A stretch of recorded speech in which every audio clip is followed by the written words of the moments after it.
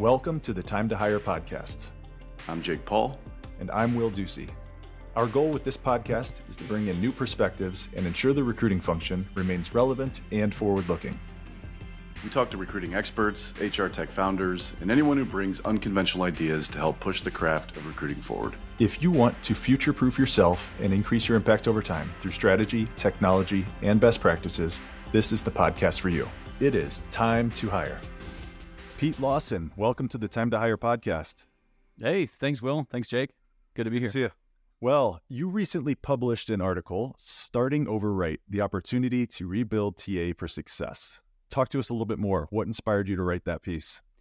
Yeah, recruiting's gotten crushed over the last couple of years, and a lot of the conversations I'm having at on a consulting level is with founders or CPOs or other executive leaders just around, all right, how do we rebuild? We're starting to see the market tick back very carefully on the hiring side. There's a lot of upskilling that's happening. There's a lot of talent bars they're trying to get raised within organizations, and some net new hiring that's happening. And the companies that have gutted their function over the last couple of years either cut too deep and the muscle is really weak and they're not really sure how to go out and not spend a ton of money, but at the same time go out and attract and hire great talent.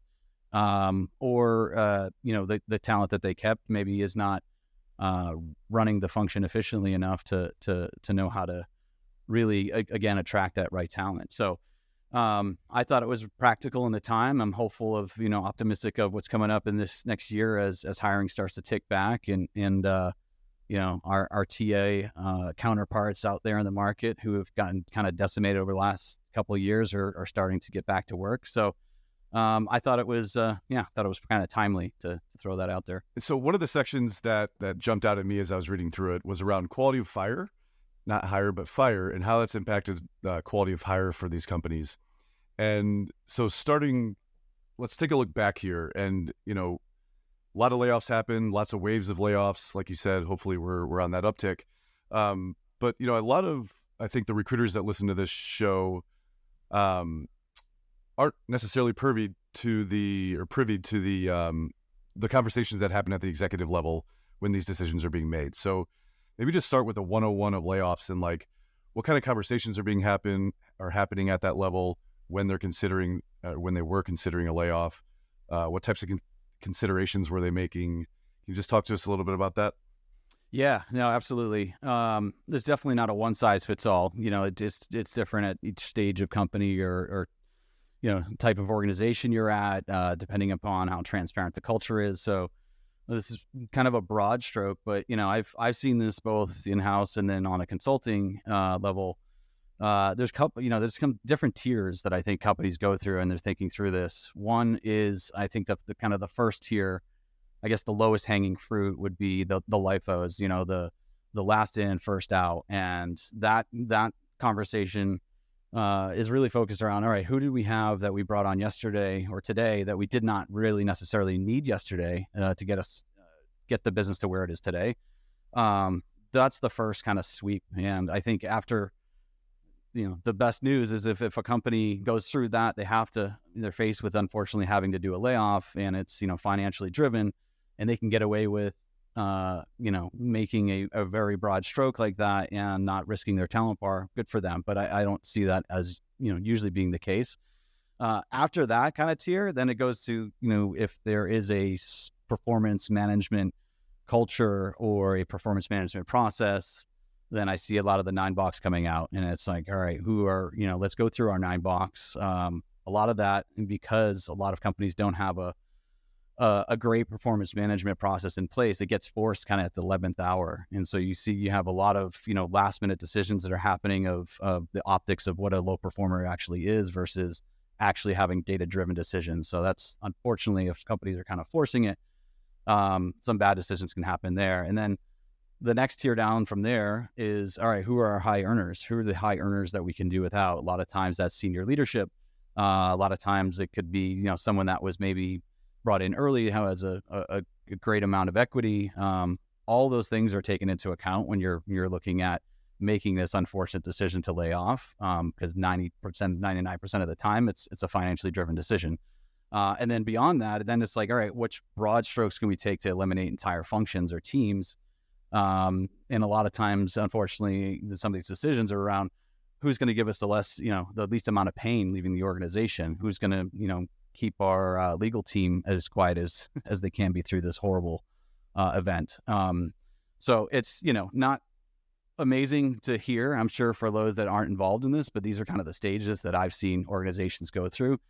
And I would say a majority of the time, unfortunately, this is the decision to eliminate talent happens pretty quickly as far as how it trickles down to the line manager. And a lot of these managers are forced to make really quick decisions on, essentially who's going to be on their roster 3 weeks from then. And if some of these systems aren't in place, like performance management and actually having data-driven decisions, then you're making really, really bad decisions when you're, putting your future roster together. Yeah, I remember like when the layoffs sort of first started, I started hearing about this LIFO model, last in, first out. And I think the correlation was more larger companies, but help me understand that, because that makes no sense at least from my seat. Like, I don't understand why that would be such a blanket policy as a mechanism to, reduce force. So what's the logic behind that? I think there's a couple of things. Logic is optics. It's, there's some optics and some feelings behind it.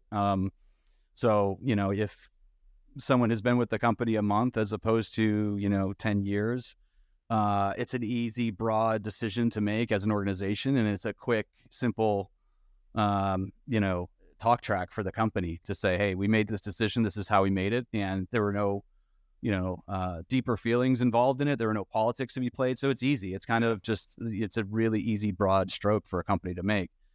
The other is if these decisions, that's what I say, before, is like, it depends on the type of organization and how some of these decisions get made. A lot of times it's some of these other, the larger organizations, for example, these decisions might not have even left the boardroom. I mean, they stay there, and you're not involving the line manager. As I've worked in other smaller organizations, you're involving a lot more people in some of this decision making, because you're trying to figure out, all right, we need to make a 25% cut, but we want to be left with the best performance. Let's go get everybody's opinion, because we don't want to make the wrong decisions. And those, again, can happen in the wrong way. But at a larger organization, it could be, we need to make this decision without anyone else knowing, and we're going to make it for them. And this is the easiest, mechanism to do that. All right, that makes sense. I guess it's, easier, more optically advantageous, but just from a practicality standpoint of, like, as a recruiter, from my perspective, like, we just hired a bunch of great people. Why it just seems so silly to not take into consideration the performance piece. But appreciate you for clarifying that up. Yeah, no, it's mind blowing as a recruiter. Like, I'm explaining it rationally of how organizations think through it, but it's for what we do for a living, it is mind blowing. It's all the energy that's spent into going out and hunting down great talent, and then to say goodbye within 5 minutes, just doesn't make a lot of sense. I'd imagine there's a little recency bias too, as the recruiter. It's like, oh, I just hired that person, exactly, and they're great. Yeah, and so anyway, it has a huge impact on the culture piece, or not only culture but your employer brand. You go out. I've been in a position where we've, unfortunately had to make those decisions, and even some of the people that were destined to start get cut before they've even hit the seat. And so when you're going out, 3 months after that and trying to tap those same shoulders or some of their peers in the market and say, no, I'm just like, we're for real this time. Come on in. It's safe.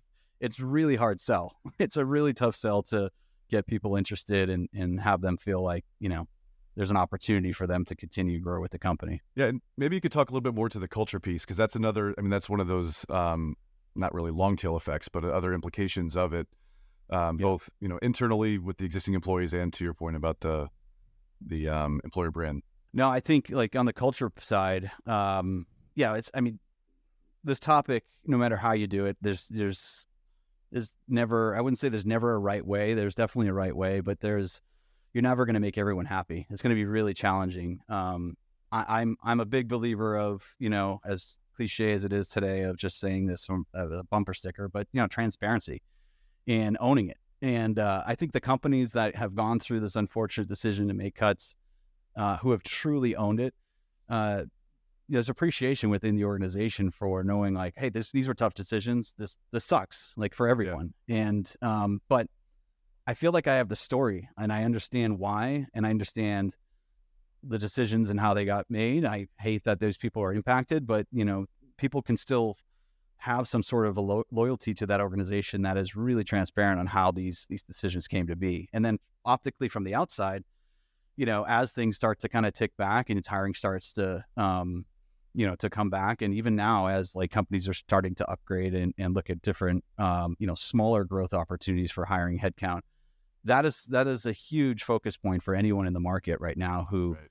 A lot of the folks in the market are just kind of holding on to the ship that they're in right now. It's just hoping to hunker down and figure out where the market goes. But those that are deciding to leave, or even those, hopefully a year from now, as the market totally turns, is going to be looking back to, how did those employers handle their layoffs? How did they communicate and treat their organization that remained? And what was that kind of impact on culture? Those are going to be, some pretty giant bullets on the decision-making list when someone's looking at, where do I want to go next, and where can I feel there's growth opportunities for me? So I think there's a lot of negative impact, obviously, on culture just in general with layoffs, but there's definitely a right way to do it. And I think owning it is, and having like a proper performance management process that people feel like they know their part, they know it's a meritocracy and their impact and how they can benefit from that and how decisions are getting made. I think that's the right way to do it. Yeah. Pete, I'm a huge fan of retrospectives. You're talking to a lot of these executives, chief people officers. What are some of the lessons that they have learned, or maybe that you would have hoped they would have learned in these layoffs? Yeah, I think also a big fan of retrospectives, so I can appreciate the nerdery on that. Thank you. But I think, I hope that, some of the lessons I'm seeing, and I hope that, many are seeing this, is, and this is probably me biased as a TA leader, but is as it relates to talent acquisition and recruiting, I'm talking with a lot of executives that realize they cut too deep on the TA side. I think the optics a lot of times are like, hey, we're not hiring. We gotta let some people go. We're not gonna have net new growth for the next 12 months. So why would we need this function? And I think it's lessons happen for a reason. I think it's really good that some folks have seen this, because even as things come back, in a lot of the conversations I'm having, there's appreciation for knowing like this is a muscle that you just don't let completely go limp and let it go dead. Maybe you need to kind of shape it down and contract a little bit, but to me, there's an always on approach when it comes to, and a lot of these executives I'm talking to feel this way too, is like your employer brand, your culture, all of that, how you're putting, keeping that talent bench warm. I mean, you're going to have people that leave your company, even if you're not hiring. And even besides that, you should be looking at, who are the top people in the market for some of the key roles that you have in your organization, and keeping a pulse on that at all times. So I think that's, one lesson. I think another lesson is that I've seen too much is, and I think this dates back a year to 18 months ago, is a lot of the organizations that didn't cut deep enough the first time. So you're seeing some companies that have gone through now their second, third, fourth, fifth layoff. I know some organizations are on their sixth or seventh, and having been involved in some of these conversations in that first round, and knowing, some of the waves of people that maybe came off the list that went back on the list, and like the kind of 11th hour decisions that happened, and emotions that were driving these decisions, as opposed to true data and actually mapping, what is your headcount plan as it relates to your growth plan as an organization. There are so many misses that happen there. And then, culturally, as a result, you go hit your team, 5-6 times in layoffs. It's really hard to build that trust back. So I think a lot of organizations, if they're faced with this, hopefully they're not again, but executives have now, some executives learn that we got to cut really deep that first time so we don't have to keep going back to the well and doing it again. What caused that, do you think? Was it like optimism that things will turn and they're just trying to chip away, or was it just lack of data behind what they truly needed to cut? I think it was lack of data, because I think it's I think it's both, though. I think there was some optimism too. Today, that's I think something that's not happening, in today's environment because of all the cuts that have happened over the last 18 months. But I think, going back 18 months ago, I think it was like, well, we don't know what's going to happen. It could come back. There's a lot of optimism. And then also, like, at that point, or early on, when fewer companies were doing it, there's a lot of peer pressure optics that were going on too. So I think, I know this from being involved in these communication strategies. When you're making cuts in the company, there's a message you want the market to see and perceive of those decisions on why you're doing this. And if you're the only one doing it and you're not getting lost in some of the noise of other companies, going through this as well, you stick out like a sore thumb, and it's damaging, both on the consumer side and then the employer brand side. So I think some of it was that too, but a lot of it, I would say, was emotional and not data driven. It was, it was people campaigning at the 11th hour and lobbying for 20 people on their team that were going to get cut. They got now they got dwindled down to 3 people instead. And so the savings that companies thought that they were going to get didn't happen in that first wave, and then another quarter goes by and more burn happens, and then it's like, shit, we gotta go deeper now because we didn't go deep enough. So I think a lot of times it's that. It's interesting. In the last 48 hours, I've seen 2 different posts. One today, Meta, I think they had cut a third of their staff within the last year, and their stock price just jumped over 20% today just because of their earnings and profitability. And then similarly with Google, they had somebody did a back of the napkin calculation yesterday and said in their quarterly earnings, they have a line item for severance package or exits. And somebody's anticipating there's going to be another 4,000 potential cuts at Google, which potentially impacts the environment of people working in that organization, not knowing if they're going to be next. No, that is interesting. I think, shareholders love it. They see savings. I think it'll be interesting, to your point, Will, of retrospective. Let's look back 2 years from now to see if that actually, temporarily there's a spike in stock surge, and investors really like that optically now. But, in 2 years from now, will they realize, hey, this actually was longer term damaging for us because it's harder for us to now go out and acquire that same level of talent that we did before, or, these teams were underfunded. And so they're, someone else came in and ate our lunch in these certain sectors or certain products that they're selling. So, hindsight, but it'll be interesting to see how that plays out, because, I think, again, some of the private company side, it's the same thing. Obviously, it's not a public, traded stock. You're not seeing like you are to be able to Google and understand some of what's on the balance sheet and everything. But those same conversations are happening in the boardroom, with investors. So it'll be interesting to see what the IPO market looks like over the next 2 years as a result of some of these deeper cuts. And hopefully that those decisions, because it's such a clear lever to pull that a public company can do. To, if you cut 10%, there's a almost guaranteed correlation of the stock going up because you're removing your costs or whatever. But hopefully that's not the drivers, those short-term investor sort of gains versus long-term strategy. Yeah. I mean, but if it is, then that's the market that we have to now accept that employees are going to adapt to. And so from a loyalty standpoint and, how you retain and you think of, keeping your employees happy and engaged, like that mindset's got to shift too. There's got to be a different expectation, because again, that trust barrier is now moved, like the line's moved on. Nothing's ever secure in life, I guess, but if that's kind of how it's being thought of and they're a commodity, then the employees are going to think in that same way. And so it's going to be harder to retain top talent. And I think the market will shift to more fractional, temporary and contract, and especially, it'll shift a bit, I think, as a result of it, which I don't think is a bad thing. I think, like, as I think of TA, I always try to keep a section of my team contract or fractional, right? So because you never know what's going to go up or down from a hiring perspective, and it's good to have that flexibility. So I think as companies think of it as a whole, it could be interesting. As we move into 2024, is your company among the 65% of those who say that measuring quality of hire is the top initiative for your TA team? If so, you should know about Crosscheck. We're a hiring analytics platform that transforms all of your hiring data into insightful, actionable, and easily shareable dashboards, purpose-built for recruiting teams. Not only does Crosscheck take in your core pre-hire data, but it goes one giant step further by ingesting your data from the HR side of the house, like performance and retention. And by combining the two, we're able to help you unlock the holy grail of recruiting, quality of hire. At Crosscheck, we believe recruiting programs and strategies should be driven by actual business outcomes, not just hiring targets.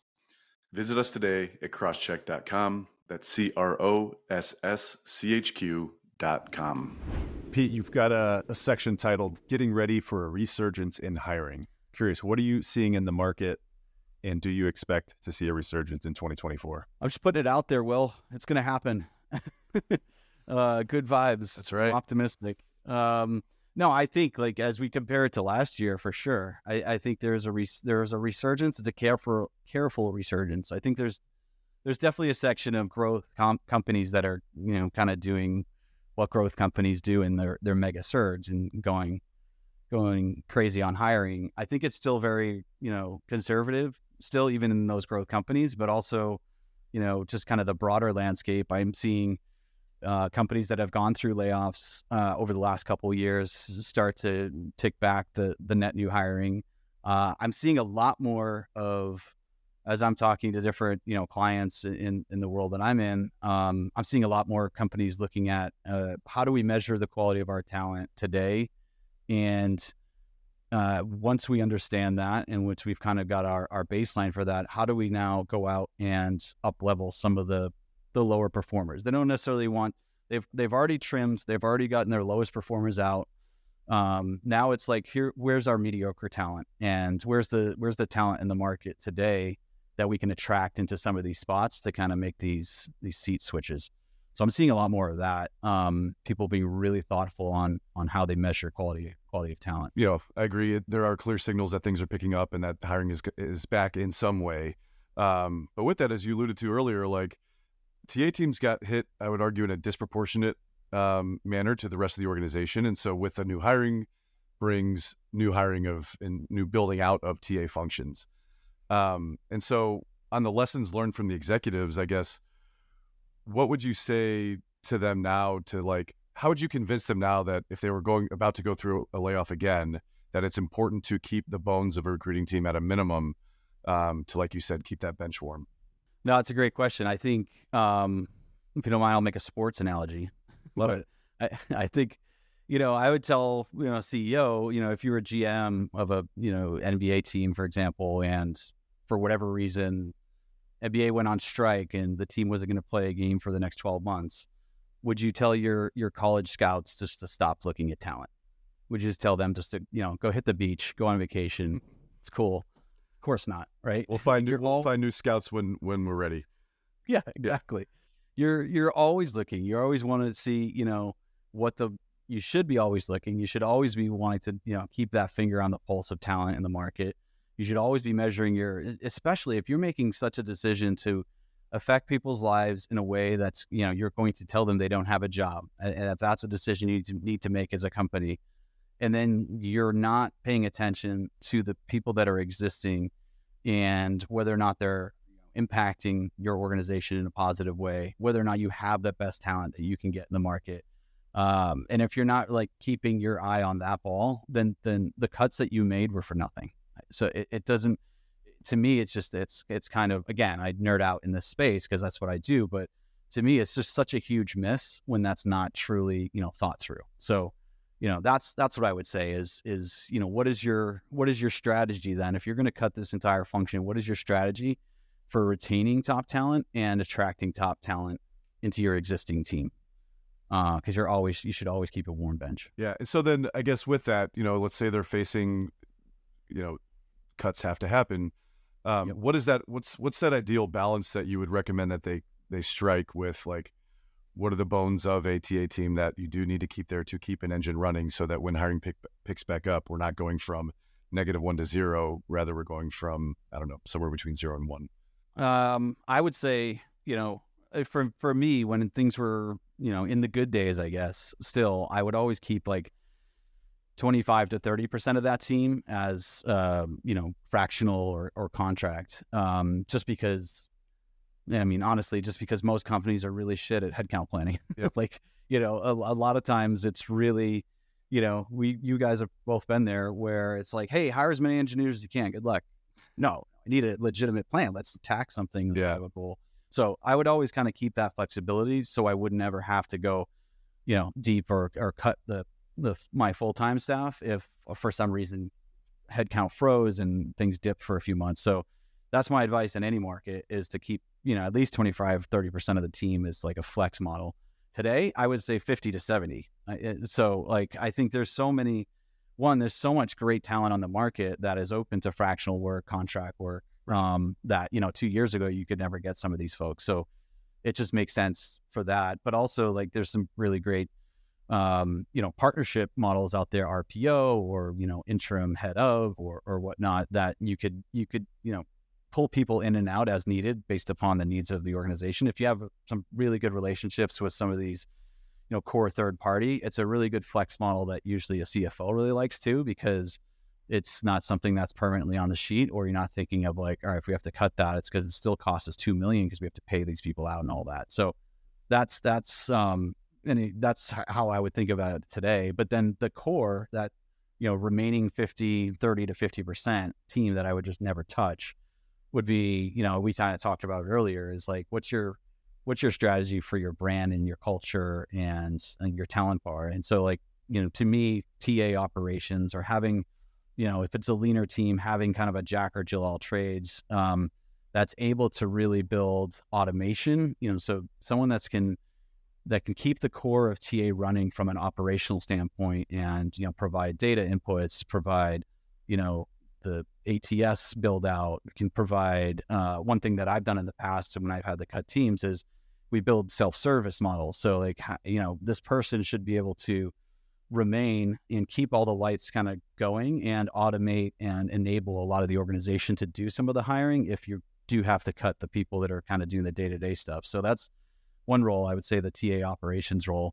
And then within that, a lot of times I have that person also owning your brand strategy and what vibes you're putting out into the market. So if you are cutting people and you're not doing a ton of hiring, well, how are you still talking to the people you're maybe going to hire 2 years from now, or a year from now? And how will they know about you as a company, as a brand, and some of the awesome stuff you're doing today? Well, you got to keep that, just like any marketing campaign, you got to keep the lights on there. So that, and then I would say, 1 or 2 utility players. It's, again, the companies I'm talking to right now they're like, we want to maybe build some of this function back, but we want someone that can do like these 4 things. Shocking. So, yep. Yeah. So I think whoever you can really, a lot of times it's someone that's kind of in that growth stage of their career that want to touch a bunch of different things, have that ability, and can maybe grab a technical recruiting search here and there, or build out some ATS, or build out a recruiting rubric or interview process. That's the core, I think. There's never shortage of projects in the downtime. Exactly. Pete, that number you said, 50 to 70% potentially on contingent or contract workforce for your TA teams, it's a very high number. Yeah. Another element of your article is really the generational shift. By the end, I think, 2030, Gen Z and the millennials are going to make up 70% of the workforce. Is that number 50 to 7, that contingent part of your TA team, is that really just to protect the downside in case you do need to downsize the team, or is there something more? My answer is really mostly about probably the PTSD we've all gone through in the last 2 years, to be honest. I never wanting to build an expectation and hire a great recruiter or whoever within the TA function, promise them the dream, and then have to cut them in 6 months because the company did poor planning. I wouldn't want to be in that position. And I think the expectation, and I think a great recruiter or someone in TA will appreciate that, because they don't want to go through that either. And so Probably more of a reaction to that, but I also think it would pair nicely with that, Gen Z, millennial generation that is, kind of making up that gig economy, right? And thinking about, like, to the earlier point of, if employers are really going to look at this as, what broad strokes can we make to our headcount that'll move the needle on our stock price, and, get out of the feelings world of like caring about employees as much, then fractional work is where it's at. It's like, what have you done for me lately? I think is where some of this generation is going to head towards. And it's, 3-4 year careers at same organizations might not be, that important to that generation, especially knowing like, hey, I can get a lot more experience quickly in these 5-6 different companies. A lot of times people stay at companies because they don't want to look bad, because they think that's what they're supposed to look like when they go get their next job. So if the optics shift on that, and that's not as important anymore, I think those, especially that generation is going to, shift that way as well. Yeah, there's it's been a while since I've thought about this concept, but I think it was Reid Hoffman's book, really around the concept of tour of duty. It's like, hey, this is what we need you to do. If you hit these objectives, I'm going to help you get your next assignment, whether that's within the company or externally. Yeah. And you're right, with these generational shifts, I think there's a huge value in contract recruiters coming in, getting up to speed quickly, having success, getting a great reference, and showing their value into the market. Because I think there's this thinking that you have to be an expert in this industry. You have to know exactly what you're hiring for as a recruiter. And a lot of companies are just looking for that industry expertise right now when they're rebuilding their team. Yeah, no, spot on. I've loved, having teams in the past. Like, one thing that I would do, is a couple stops ago, but I would have everybody write their resume. I mean, ideally we would have career trajectories internally, but I always wanted to continue to help people grow their career within my team, even if it was beyond us. And so I would have, as part of kind of our performance review process that we didn't have, I just kind of put this in place for my team, was, every quarter each person would have to update their resume, and then aspirationally put what the next job is on their resume that they want. And hopefully we have a spot for them. But a lot of times, it's they outgrew the company and they're off doing amazing things now. That's an awesome exercise, even just as an individual, to force yourself to do that, just to kind of pull your head up from the sand and just focus on, all right, this is my day to day, but this is what I'm driving towards, and why I'm presumably working so hard to get there. So exactly. Right. Yeah, that's exactly the purpose. Honestly, it's because you have a lot of those. As leaders, you have a lot of those one-on-ones that kind of turn into some, Dr. Phil couches that are like, what am I doing here? I'm grinding. And a lot of times those are just, your hardest workers who have their head down, just crushing it and trying to figure out just how to get through their day. And when you ask the question of what's next, they don't know. And so forcing that is super helpful. Yeah. What's your take on, there were a lot of recruiters that were hired, 2017 to 20 or whatever the date range was, right? I've got my own philosophy that they're not all going to find their path back to a recruiting role, or if they do, the companies that they go to are going to look very different than the cool, hip, next sort of startup. Where does the dust settle with all that? What do you think? Where do you think that goes with the recruiters in the market? I think the great recruiters will always find a home.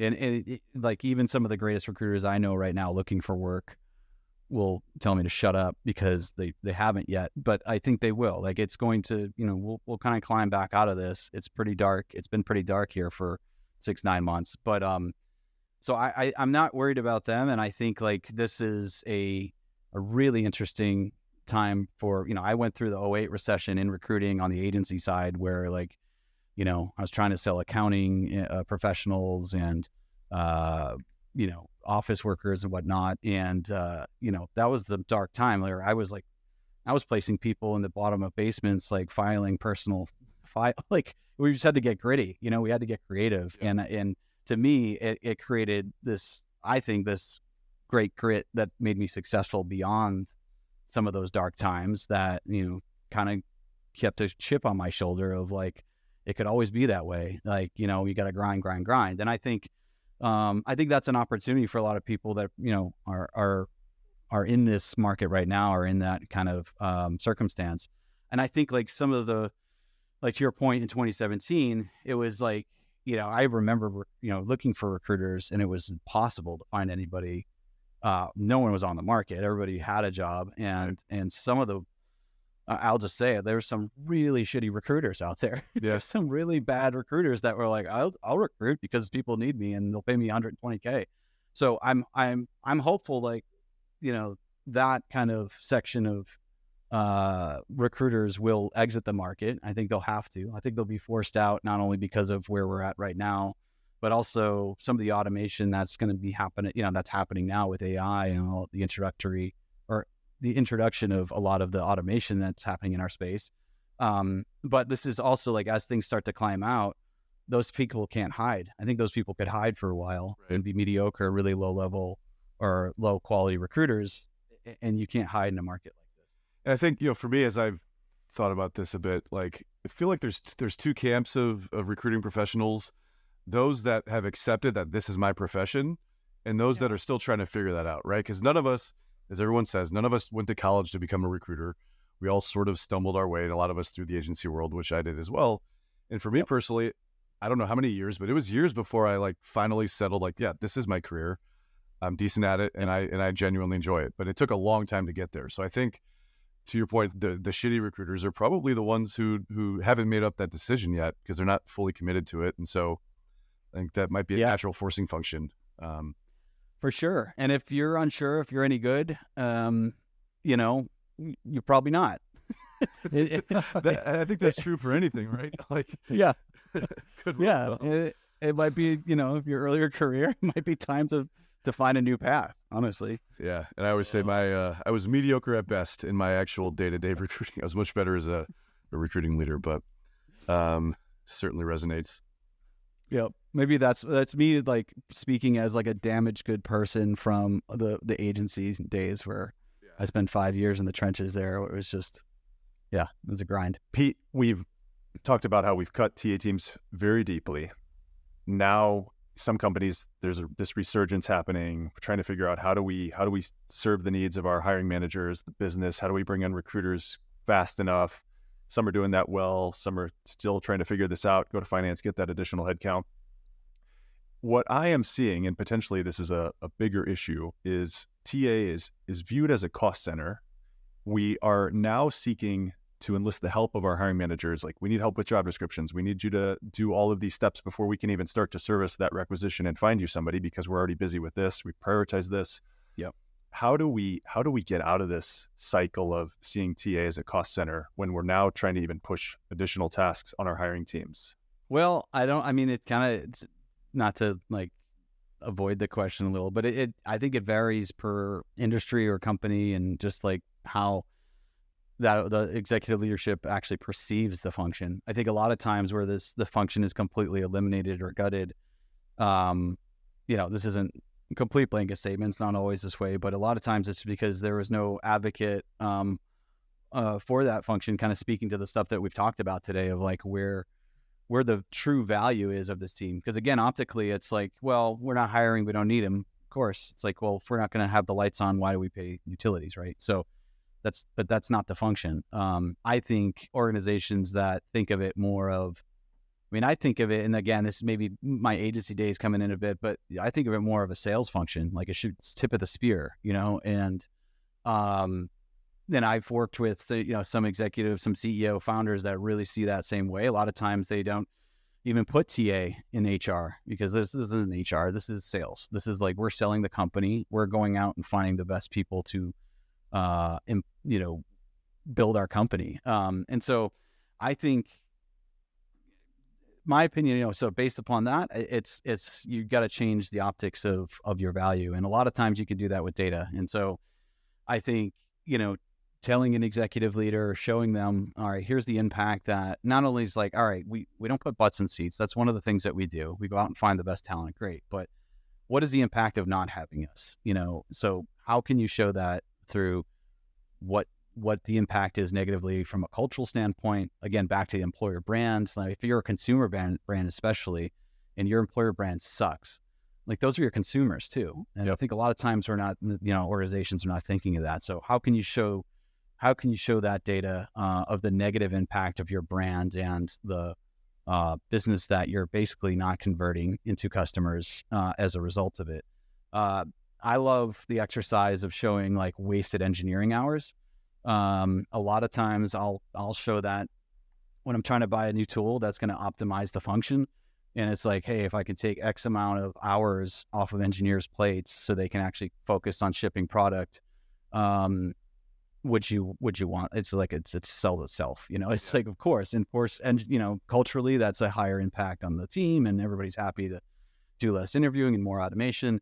But you can do that same kind of exercise with any function and converting that back to like, or if we can save time with the team that's doing the interviewing, some of the manual lifting themselves because there's no core function.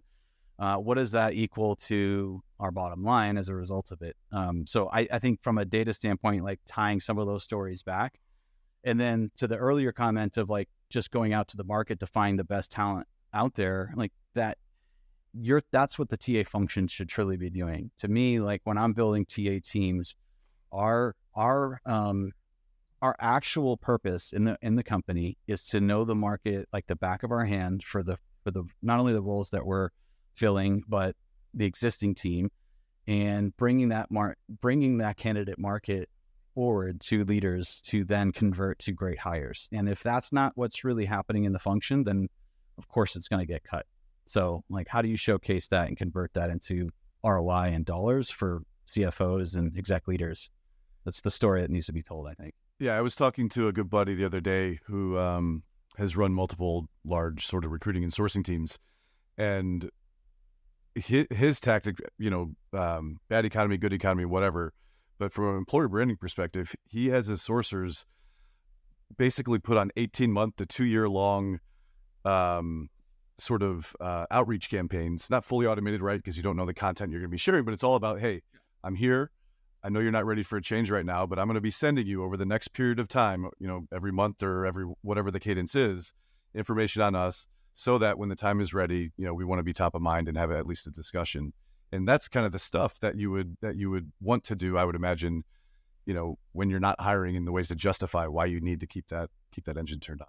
100%. Yeah. That's why I think of this function more of like a marketing and sales function, because I put those same campaigns together where it's like, yeah, you don't know what you're going to hiring for in 2 years, but this is the top talent in what this person does.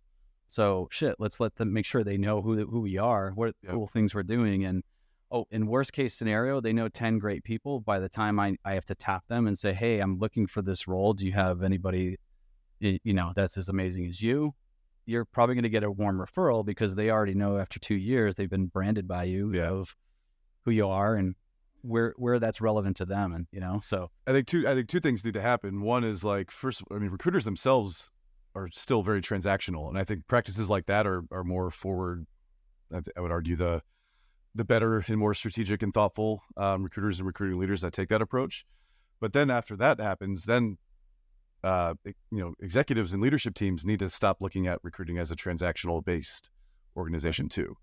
But being able to communicate those kinds of practices to them, I think, could be part of that impact. Yeah, exactly. And again, like on that example you gave, like you can show, if you're actually measuring this over time, like any marketing professional is going to measure every click and every engagement and all of that. If you're properly measuring some of these campaigns, that data should speak for itself if you're doing it the right way. And then you know exactly what you have to do when it's time to ramp things up. Pete, thank you for spending the time with us. Thank you for this article. I want to end this by just asking you, is there anything you're really excited about looking forward? Yeah. Oh, thank you, Will. And thanks, Jake, for having me. It's been fun. I think, I'm excited I speak as a community from a TA perspective, to get back to work. I think it's been a really tough couple years for anyone in talent acquisition. I think we've learned a lot. I think, employers have learned a lot. And I'm hopeful of like, as things start to kind of rebuild and get back and people are really being thoughtful of their hiring strategy, I'm really hopeful of how they're thinking of rebuilding the teams, how organizations are really thinking of, talent bar, quality of hire, measuring that. I super nerd on the quality of hire piece. I love, really thinking through that personally, because I've been in so many situations where it's hiring at all costs. You just going. And, I've asked some of those tough questions to executives of, even when you have tech debt and you're hiring so many people and they might not even have a job a year from now as your tech speeds up, where are these people going to be? There's crickets. There's no answers. This was, a few years ago as things were really, really accelerating. And so now we're kind of in this time of like, we've gone through all these cuts or in companies being so thoughtful of every headcount they make that actually measuring what people are doing, how they're doing it, and the quality of talent they're bringing in the organization. That's like, to me, it makes our job as talent acquisition professionals even easier to, one, sell the dream of this company's great. This is how we think of it. You're the best of the best. Come in here. But two, we've all done the grinding and hired at all costs and pulled in lots of talent at an accelerated rate and scratched our heads sometimes with the headcount planning and the process. And so knowing now that companies are really being a lot more thoughtful of that, to me, makes our craft a lot more specialized. Yeah, as you're saying that, it almost feels like, while it's been super rough, this has been a necessary correction in the recruiting industry. Exactly. Yep. Awesome. Well, again, thank you. This is great. Thank you, Pete. Yeah. Thank you, guys. Appreciate it.